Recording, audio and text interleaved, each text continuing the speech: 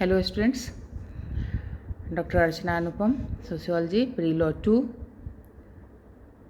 Chapter is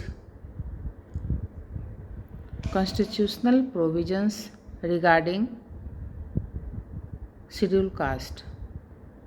अनुसूचित जातियों के संबंध में संवैधानिक व्यवस्थाएं। संविधान में अनुसूचित जातियों के लिए विशेष संरक्षण की व्यवस्था की गई।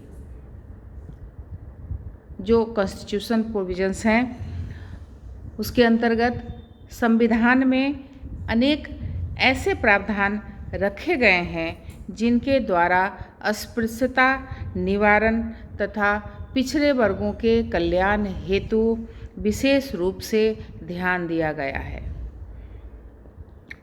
संविधान के अनुच्छेद 15(1) में कहा गया कि राज्य किसी नागरिक के विरुद्ध केवल धर्म, मूलवंश, जाति, लिंग, जन्मस्थान अथवा इनमें से किसी के एक के आधार पर कोई विभेद नहीं करेगा।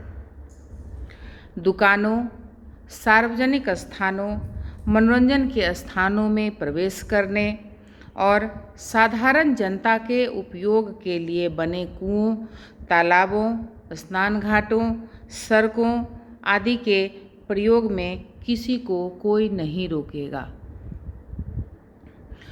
अनुच्छेद 17 के अनुसार अस्पृश्यता का अंत कर उसका किसी भी रूप में प्रचलन निषिद्ध कर दिया गया है।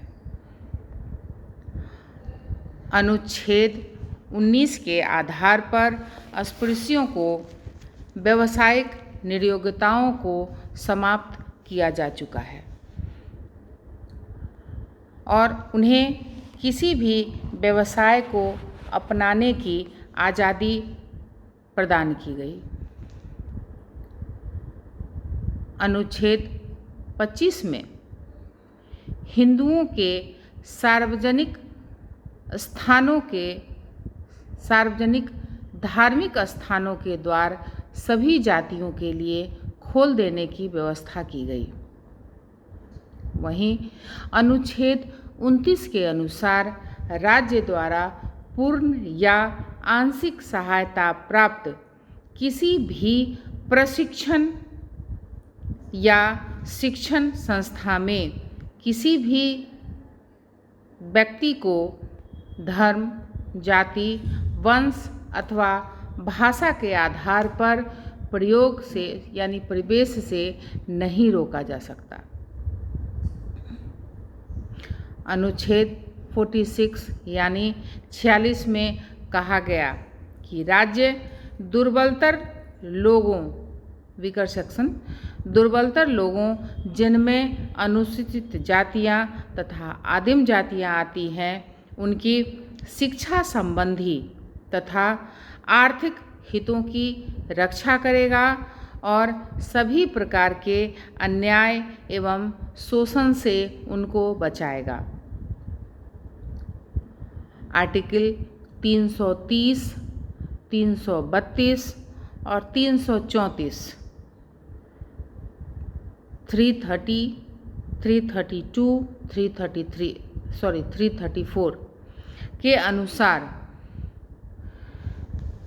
अनुसूचित जातियां तथा आदिम जातियों के लिए संविधान लागू होने के 20 वर्ष तक लोकसभा, विधानसभा, ग्राम पंचायतों और स्थानीय निकायों में स्थान सुरक्षित रहेंगे। बाद में यह अवधि 10-10 वर्ष के लिए 3 बार बढ़ा दी गई। अनुच्छेद 335 में कहा गया कि संघ या राज्य के कार्यों से संबंधित सेवाओं एवं पदों के लिए नियुक्तियां करने में अनुसूचित जातियों तथा आदिम जातियों के हितों का ध्यान रखा जाएगा। अनुच्छेद 146 एवं 338, 146 एवं 338 के अनुसार अनुसूचित जातियों के कल्याण एवं हितों की रक्षा के लिए राज्य में सलाहकार परिषदों एवं अलग अलग विभागों की स्थापना का प्रावधान किया गया है। साथ ही यह भी बताया गया कि राष्ट्रपति अनुसूचित जातियों और अनुसूचित आदिम जातियों के लिए एक विशेष पदाधिकारी नियुक्त करेगा। इन संवैधानिक व्यवस्थाओं के द्वारा अस्पृश्यता निवारण एवं अनुसूचित जातियों तथा पिछड़े वर्गों के उत्थान का सरकार के द्वारा विशेष प्रयत्न किया गया है। नेक्स्ट जो व्यवस्था है वह है शिक्षा संबंधी सुविधाएं। वर्ष 2011 में की जनगणना के अनुसार देश में अनुसूचित जातियों की साक्षरता दर 66.1% थी, जबकि वर्ष 1961 में 10.3% थी। अन्य लोगों के समान स्तर पर लाने के लिए और प्रगति के पथ पर आगे बढ़ने में सहायता करने के उद्देश्य से अनुसूचित जातियों एवं पिछड़े वर्गों के लिए शिक्षा का विशेष प्रबंध किया गया। देश की सभी सरकारी शिक्षण संस्थाओं में अनुसूचित जातियों तथा आदिम जातियों के विद्यार्थियों के लिए निःशुल्क शिक्षा की व्यवस्था की गई। सन 1944-45 1944-1945 से अनुसूचित जातियों के छात्रों को छात्रवृत्ति देने की भी व्यवस्था की गई, बल्कि इनके लिए मुफ्त पुस्तकें एवं शिक्षा से संबंधित अन्य सामग्रियां का भी प्रबंध किया गया। कई स्थानों पर तो इन्हें भोजन और वस्त्र की भी सुविधा दी गई।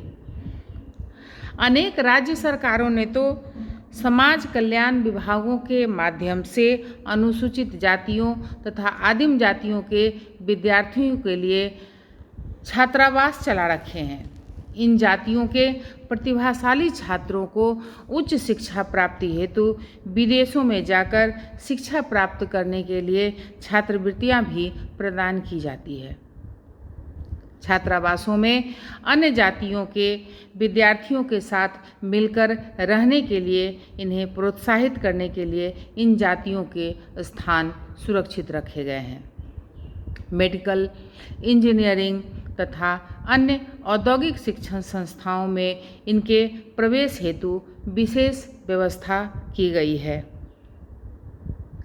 यूपीएससी यानी संघीय लोक सेवा आयोग द्वारा आयोजित अखिल भारतीय एवं अन्य केंद्रीय सेवाओं की परीक्षा की तैयारी करने के उद्देश्य से अनुसूचित जातियों एवं आदिम जातियों के लिए 9 प्रशिक्षण केंद्र और राज्यों के लोक सेवा आयोग द्वारा ली जाने वाली परीक्षाओं की तैयारी के लिए पूर्व प्रशिक्षण केंद्र चल रहे हैं। 132 पूर्व प्रशिक्षण केंद्र चल रहे हैं।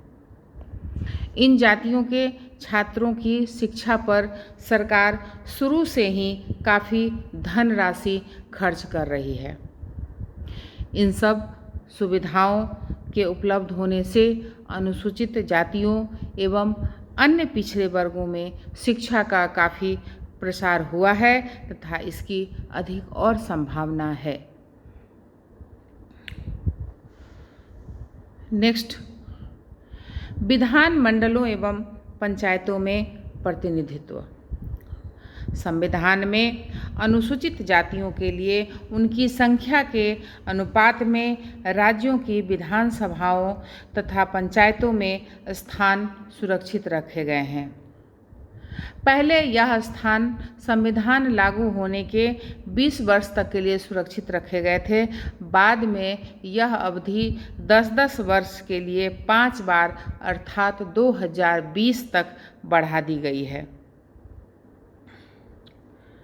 पंचायती राज संस्थाओं में भी इनके लिए स्थान सुरक्षित रखे गए हैं। इन व्यवस्थाओं के फलस्वरूप अनुसूचित जातियों में राजनीतिक चेतना निरंतर बढ़ती जा रही है।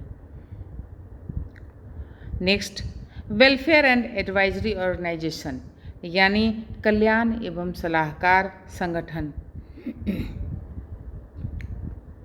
केंद्रों में एवं राज्यों में अनुसूचित जातियों, जनजातियों एवं पिछड़े वर्गों के कल्याण हेतु अलग अलग विभागों की भी स्थापना की गई है। कई राज्यों में तो अनुसूचित जातियों व पिछड़े वर्गों के कल्याण को ध्यान में रखकर पृथक अलग मंत्रालय भी स्थापित किए गए हैं। केंद्र स्तर पर विभिन्न कल्याण कार्यक्रमों का दायित्व गृह मंत्रालय का है। भारत सरकार 1968 यानी 1968, 1971 एवं 1973 में अनुसूचित जातियों एवं जनजातियों के लिए चल रहे कल्याण कार्यों के प्रगति मूल्यांकन करने हेतु संसदीय समितियां भी गठित की हैं।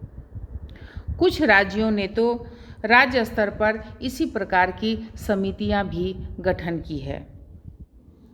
इसके अलावा अनुसूचित जातियों एवं जनजातियों के कल्याण कार्यों की समय समय पर जांच करने के लिए और इस संबंध में राष्ट्रपति को जानकारी प्रदान करने हेतु एक विशेष अधिकारी, जिसे अनुसूचित जातियों एवं जनजातियों के कमिश्नर के नाम से जाना जाता है, की भी व्यवस्था की गई। वर्तमान में अनेक ऐच्छिक संगठन भी अनुसूचित जातियों व अन्य पिछड़े वर्गों के कल्याण कार्यों में भी अपने आप को लगाए हुए हैं। नेक्स्ट, सरकारी नौकरियों में प्रतिनिधित्व। अनुसूचित जातियों के लोगों को उच्च शिक्षा प्राप्त करने, अपनी आर्थिक स्थिति में सुधार करने तथा उच्च जातियों के लोगों से संपर्क में आने को प्रोत्साहित करने के लिए सरकारी नौकरियों में स्थान सुरक्षित रखे गए हैं। खुली प्रतियोगिताओं द्वारा अखिल भारतीय स्तर पर अखिल भारतीय आधार पर सीधी भर्ती की जाने वाली नियुक्तियों में 15% तथा अन्य प्रकार से अखिल भारतीय आधार पर सीधी भर्ती की जाने वाली नियुक्तियों में 16.66% स्थान अनुसूचित जातियों के लिए सुरक्षित होते हैं। सरकारी नौकरी प्राप्त करने की सुविधा प्रदान करने की दृष्टि से अनुसूचित जातियों की आयु सीमा में तथा योग्यता मानदंड में भी विशेष छूट दी गई है। राज्य सरकारों ने भी इन लोगों के लिए नौकरी में स्थान सुरक्षित रखने हेतु समय समय पर अनेक नियम बनाए गए हैं। सरकारी नौकरियों में अनुसूचित जातियों के प्रतिनिधित्व संबंधी जांच करने के लिए समय समय पर अध्ययन दलों की नियुक्ति की जाती है, ताकि यह पता लगाया जा सके कि अनुसूचित जातियों की कितनी प्रगति हुई है तथा उन्हें प्रदान किए गए अधिकारों का कितना उपयोग हुआ है। आर्थिक उन्नति हेतु प्रयास। अनुसूचित जातियों के व्यक्तियों को आर्थिक उन्नति के अवसर प्रदान करने हेतु सरकार ने उन्हें विशेष सुविधा देने का प्रयास किया है। कृषि एवं उद्योगों के क्षेत्र में अस्पृश्यों को आगे बढ़ने का मौका दिया गया। चौथी पंचवर्षीय योजनाओं के अंत तक इनमें से अधिकांश लोगों को भूमि बांटी जा चुकी थी। इन लोगों को शोषण से बचाने के लिए इन्हें सहकारी समितियों की व्यवस्था भी की गई। इन्हें कुटीर उद्योग धंधों में लगाने के लिए प्रशिक्षण, ऋण तथा अनुदान का भी प्रबंध किया गया। स्वर्गीय भूतपूर्व प्रधानमंत्री श्रीमती इंदिरा गांधी के 20 सूत्रीय कार्यक्रम के अंतर्गत इन जातियों के ऋणग्रस्त व्यक्तियों को ऋण से मुक्त करने, भूमिहीनों में भूमि वितरण करने तथा बंधक श्रमिक प्रथा को समाप्त करने हेतु प्रयास किए गए। जनवरी 1976 में सरकार द्वारा इस उद्देश्य से एक उच्चाधिकार समिति का गठन किया गया ताकि अस्पृश्य जातियों की आर्थिक स्थिति एवं नौकरी संबंधी सुविधाओं के बारे में सही जानकारी मिल सके।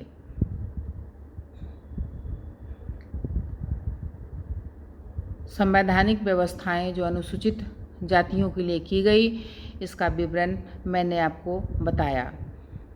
उम्मीद है ये चैप्टर भी आपको समझ में आया होगा। नेक्स्ट वीडियो में बहुत इम्पोर्टेंट पॉइंट है, द अनटचेबिलिटी ऑफेंस एक्ट 1955, यानी अस्पृश्यता अपराध अधिनियम 1955। इसको नेक्स्ट वीडियो में लेकर के आएंगे। उम्मीद है ये वीडियो आपको समझ में आ गया होगा। Thank you.